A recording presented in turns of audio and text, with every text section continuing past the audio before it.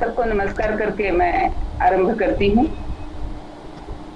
कि जब हम साझेदारी की बात करते हैं तो हमारे समाज में जो हमारी वर्ण व्यवस्था है, मुझे लगता है कि इसको हमें नए सिरे से सोचने की आवश्यकता है कि वर्ण व्यवस्था में या हमारे समाज को टिका करके रखने के लिए जो हमारे राष्ट्र को टिका करके रखने के लिए हमें चार बातों की आवश्यकता होती है। एक होता है ज्ञान, और जरूरी नहीं है कि हर व्यक्ति महाज्ञानी हो, महाअन्वेषक हो, अन्वेषणा कर सके। तो ज्ञान और अन्वेषणा ये एक परम आवश्यक गुण है।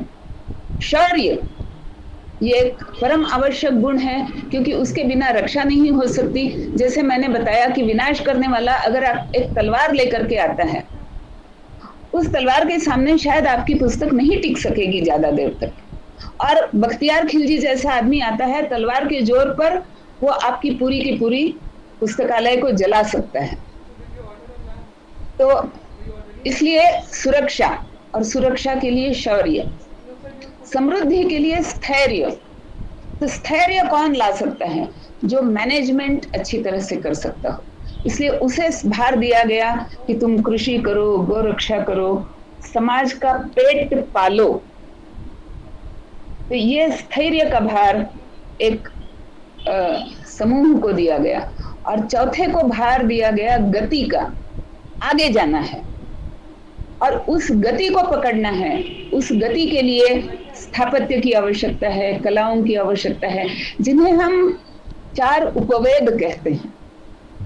वह उपवेद केवल दिमाग के ज्ञान से पूरे नहीं होते, वहां कर्म की आवश्यकता होती है, हाथों की आवश्यकता होती है, कौशल्य की आवश्यकता होती है।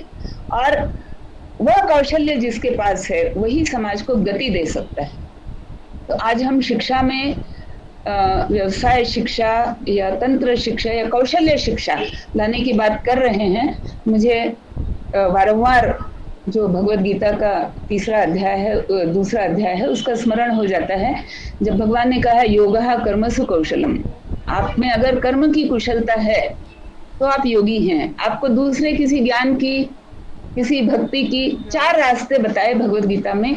एक तो आप ज्ञान की परंपरा से चलिए, या आप भक्ति की परंपरा से चलिए, या आप समाज में लोक संग्रह की परंपरा से चलिए, या आप कौशल्य की परंपरा से चलिए। ये चारों परंपराएं हमें चाहिए।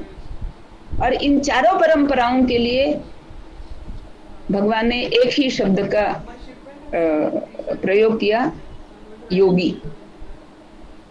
तो आप चाहे ज्ञान के माध्यम से योगी बनिए, या कर्म के माध्यम से योगी बनिए, या कौशल्य के माध्यम से योगी बनिए, या भक्ति के माध्यम से योगी बनिए। लेकिन ये जो योग की भावना है, इसके साथ साथ कल मैं इस मुद्दे पर भी आऊंगी कि जो मैंने दैवी और आसुरी संपत्ति का वर्णन किया, वही कहीं ना कहीं हमारे यहाँ क्यों हमारे समाज ने हमेशा त्याग और तपस्या, साधना, इन बातों को ज्यादा महत्व दिया है।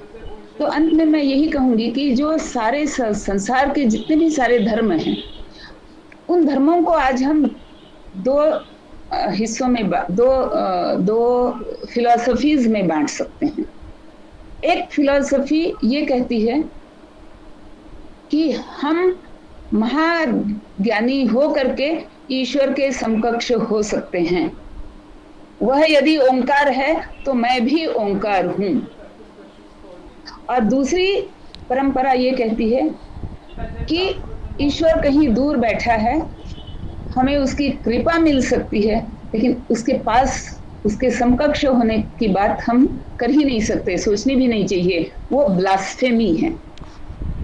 तो ये दो परंपराएं हैं पूरे संसार में।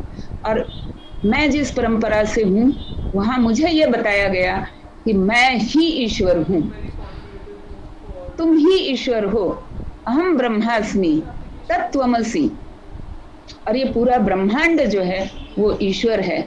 लेकिन उसके लिए केवल ये कहने से बात नहीं बनेगी कि मैं ईश्वर हूं। उसके लिए आपको साधना चाहिए, सत्य अन्वेषणा चाहिए, और कई सारे मार्ग भी बताए गए हैं। तो ये जो हमारी पूरी की पूरी विरासत है, इस विरासत को आज जैसे मैंने बताया कि 3 अलग-अलग विचार प्रणालियों के कारण हमें उनके प्रश्नों के उत्तर देने के लिए हम उत्तरदायी हैं, बाध्य हैं। उसमें से एक विचार प्रणाली उन लोगों की है जो कहती है कि हमारा धर्म श्रेष्ठ है, इसलिए आपका धर्म कनिष्ठ है, इसलिए आप मारे जाने के लायक हो, आप जीवन के लायक नहीं हो।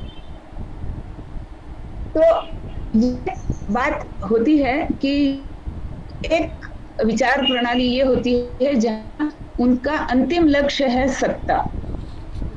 दूसरी बात जो आती वो आती है उन लोगों का जो हमारे धर्म को, हमारी आस्थाओं को मानते तो जरूर हैं, लेकिन कहीं ना कहीं ये भी मान के चलते, अरे यार मुझे लगता है वो ज्यादा अच्छा है, वो इसकी शर्ट मेरी शर्ट से अच्छी है।